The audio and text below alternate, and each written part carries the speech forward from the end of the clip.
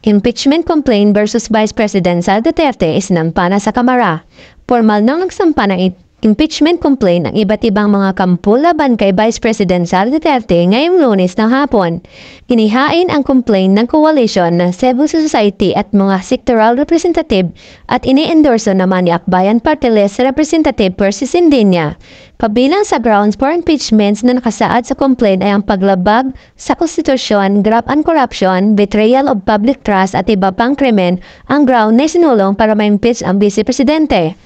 Ang mga complainants ay sina dating Peace Advisor Teresita Quintos Diles, Father Flaviano Villanueva, former Magdalo Party List Representative Gary Alejano at mga pamilya ng mga biktima ng war on drugs noong panahon ng nakaraang administrasyon. Sinamahan sila ni dating Senadora Lela de Lima na siya rin nilang spokesperson. Ayon kay de Lima, public office is not a throne of privilege, it is a position of trust. Vice President Sara Duterte has discredited the trust with her blatant abuses of power. This impeachment is not just a legal battle, but a moral crusade to restore dignity and decency to public.